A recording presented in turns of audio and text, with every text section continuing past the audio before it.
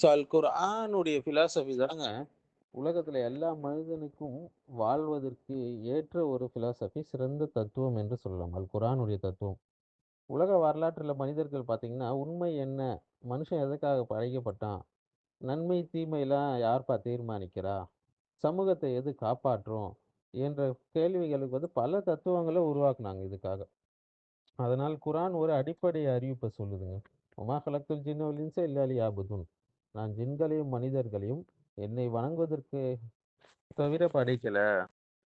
என்னை வணங்குவதற்கு அன்றி நான் படைக்கவில்லை என்று சொல்றான். சூரத்து தாரியாத்துடைய 56வது ஆயத். அதாவது மனித வாழ்க்கையுடைய நோக்கம் பார்த்தீங்கன்னா, இந்த மனித வாழ்க்கையுடைய நோக்கம் மனித சிந்தனை உருவாக்கியது கிடையாதுங்க. அல்லாஹ் வெளிப்படுத்தின விஷயம் வஹி. ஃபார் எக்ஸாம்பிள் குர்ஆனையும் நாத்திக தத்துவத்தையும் எடுத்துக்கோங்க. குர்ஆன் எப்படி நாத்திக தத்துவம் வழிகேடு என்று சொல்லுது பாருங்க. நாத்திகத்துடைய அடிப்படை என்ன? பிரபஞ்சத்துக்கு படைப்பாளன்லாம் கிடையாது. மனுஷன் ஒரு சீரற்ற பரிணாமத்துடைய விளைவு தான் அவன். மரணத்துக்கு பின்னாடி வாழ்க்கைலாம் கிடையாது. நெறிமுறைகள் எல்லாமே மனுஷன் உருவாக்குனது என்று நாத்திகம் சொல்லுது. ஆனா குர்ஆன் என்ன சொல்லுது? "அம் குலிகு மின் கய்ரி ஷைஇன் அம் ஹுமுல் காலிகூன்" என்று அல்லாஹ் சொல்றான். மறுப்பு குடுக்குறான். அவங்க எதுவுமின்றி தானாக படைக்கப்பட்டாங்களா? அல்லது அவங்க தங்களை தாங்களே படைத்துக் கொண்டார்களா? என்று சூரத்து தூர்ல அழகா நாத்திகவாதத்துக்கு மறுப்பு குடுக்குறான். ஸோ குர்ஆன் மிகவும் நெருக்கடியான ஒரு தர்க்கத்தை முன்வைக்குதுங்க. ஒன்றும் இல்லாம ஒன்றும் வராது. தன்னைத்தானே எதுவும் படைக்கவும் முடியாது. அதனால படைப்பாளி அவசியம் என்று சொல்லுது. ஸோ இதனால நவீன விளைவுகள் என்னன்னு பார்த்தீங்கன்னா, நாத்திகம் அதிகரித்த சமுதாயங்கள், நாடுகள்ல பார்க்கலாம். வாழ்க்கையில ஒரு அர்த்தமின்மை இருக்கும். அங்க தற்கொலை ரேட் அதிகமா இருக்கும். போதை கலாச்சாரம் இருக்கும். ஒழுக்க சிதைவு இருக்கும். எனக்கு பிடித்தது தான் சரி அப்படின்ற மனநிலையில எல்லாருமே செயல்படுவாங்க. இப்லீஸோட மனநிலையில செயல்படுவாங்க. இது இன்று மேற்கத்திய சமூகங்கள்ல தெளிவா காணப்படுது. அவங்க என்னதான் டெக்னாலஜில முன்னேறினாலும், அவங்க கிட்ட மாரல் எத்திக்ஸ் எதுவுமே கிடையாது. அடுத்தது குரான் உடைய தத்துவத்த எடுத்துக்கோங்க. பரிணாம மனித மையத்தோட தத்துவத்த எடுத்துக்கோங்க. அதாவது செக்யுலர் ஹியூமனிசம். இந்த தத்துவம் என்ன சொல்லுதுன்னா, மனிதனே இறுதி அதிகாரம். மதம்லாம் தேவை கிடையாது. மனித உரிமை மனித விருப்பம் தான் என்று சொல்லுது. குர்ஆன் என்ன சொல்லுது? "இனில் ஹுக்மு இல்லா லில்லாஹ்." சட்ட அதிகாரம் அல்லாஹ்வுக்கே உரியது. ஸோ குர்ஆன் என்ன சொல்லுதுன்னா, மனுஷன் படைக்கப்பட்டவன். படைத்தவன் தான் சட்டம் சொல்லணும். மனிதனுடைய விருப்பம் மாறிக்கொண்டே இருக்கும்னு சொல்லுது. ஃபார் எக்ஸாம்பிள் செக்யுலர் பிலாசபி தத்துவங்களின் காரணமாக இன்னைக்கு என்னென்ன அ நவீன காலத்தில சீரழிக்கக்கூடிய விஷயங்கள் வளர்ந்துச்சுன்னா, எல்ஜிபிடிக்யூ நார்மலைஸ் ஆக்குறது, ஒரு பக்கம் போர்னோகிராஃபி கல்ச்சரு, ஒரு பக்கம் ஜெண்டர் கன்ஃப்யூஷனு, ஒரு பக்கம் குடும்பங்கள் சிதைந்து போகுது, ஒரு பக்கம் ஹிடோனிசம் இன்பவாதம் வேற. இவையெல்லாம் மனித சுதந்திரம் என்ற பேர்ல பரவுது. ஒரு பக்கம் குரான எடுத்துக்கோங்க, ஒரு பக்கம் கம்யூனிசத்த எடுத்துக்கோங்க, இந்த தத்துவத்த. ஸோ கம்யூனிசத்துடைய கொள்கைய பாருங்க. தனிப்பட்ட மனிதன் சொத்துலாம் வச்சிருக்கக்கூடாது. தனியார் சொத்து இல்ல என்று சொல்லுது. மதம் ஒரு மயக்க மருந்து, ஓபியம் ஆஃப் த பீப்பிள் சொல்லுது. கார்ல் மார்க்ஸ் சொல்றாரு. ஸோ சமத்துவம் அரசால் கட்டாயப்படுத்தணும்னு சொல்லி கம்யூனிச சித்தாந்தம் சொல்லுது. ஸோ கார்ல் மார்க்ஸ் மதத்த பத்தி religion is the opium of the people சொல்லியிருக்காரு. குரான் எப்படி இதுக்கு மறுப்பு கொடுக்குது பாருங்க. தனியார் சொத்துரிமை குரான் ஒப்புக்கொள்ளுது. ஆனால் ஜக்காத் மூலம் ஒரு சமநிலையை ஏற்படுத்துது. பணக்காரனையும் ஏழையும் ஒழுங்குபடுத்துது. வஃபி அம்வாலிஹிம் ஹக்குல் லிஸாயிலி வல் மஹ்ரூம். அவங்களுடைய செல்வத்துல ஏழைகளுக்கான உரிமை உள்ளது என்று சூரத்து தாரியாத்துல அல்லாஹ் சொல்றான். 19வது ஆயத்துல. ஸோ கம்யூனிசத்துடைய தோல்வியே நம்ம பார்க்கலாம் இல்லைங்க. இந்த சித்தாந்தத்தை ஏற்று செயல்படுத்தின நாடுகளே எவ்வளோ தோல்வியிலும் சீரழிவிலும் போச்சு என்பதை நம்மளுக்கு வரலாறு படிச்சு பார்த்தா தெரியும் இல்லைங்களா? முக்கியமா சோவியத் யூனியன் எப்படி கொலாப்ஸ் ஆச்சு. சைனா கூட பியூர் கம்யூனிசம் அதை எப்படி கைவிட்டுச்சு. மத அடக்குமுறைகள் எப்படி நடந்தது. கோடிக்கணக்கான மரணங்கள் நடந்தது. மனித இயல்பை மறுத்ததால் அது தோல்வி அடைஞ்சுச்சு.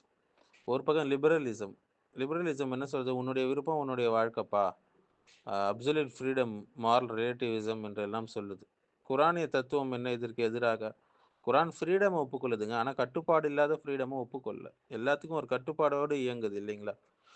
"அஃபரைத்த மன் இத்தகத இலாஹு ஹவா." தன்னுடைய மன இச்சையை கடவுளாக எடுத்துக்கொண்டவனை பார்த்தாயான்னு அல்லாஹ் சொல்றான். இன்னைக்கு ஃபாலோ யுவர் ஹார்ட் கல்ச்சர் நம்ம பார்க்கலாம். அடுத்தது ஸினா நார்மலைஸ் ஆக்கப்பட்டிருக்கு. ஹூக்கப் கல்ச்சரு, ஒரு பக்கம் OnlyFans culture, pornography industry தலைவிரிச்சு ஆடுது. ஓப்பன் மேரேஜ் இது எல்லாம் ஆசையை இறைவனாக எடுத்ததன் காரணமாக நடந்த சீரழிவுகள். அடுத்து குரானிய தத்துவம் வெர்சஸ் எக்ஸ்டென்ஷியலிசம் பாருங்க. எக்ஸிஸ்டென்ஷியலிசம்.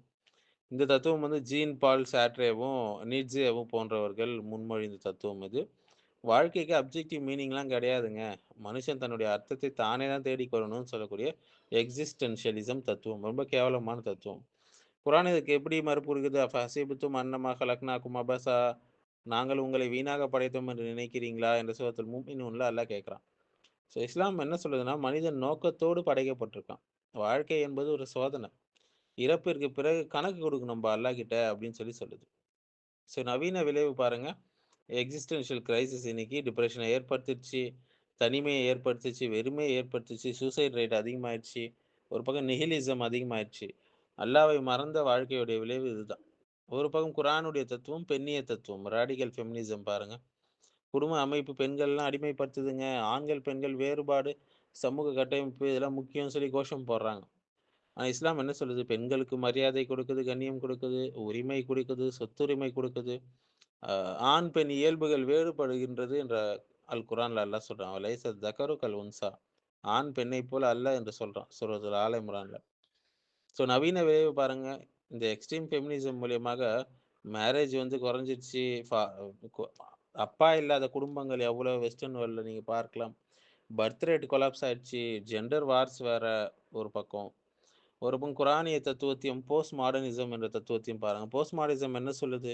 அப்சல்யூட் ட்ரூத்ன்னு ஒண்ணு கிடையாது. எல்லாமே பெர்ஸ்பெக்டிவ் தான். அ உண்மை என்பது பவர் ஸ்ட்ரக்சர் தான் உண்மை. குரான் என்ன சொல்லுது? "தாலிகல் கிதாபு லா ரைப ஃபீஹி" இந்த வேதத்துல எந்த சந்தேகமும் இல்லைன்னு சொல்லுது. குரான் அப்ஜெக்டிவ் ட்ரூத்த நிறுவுதுங்க.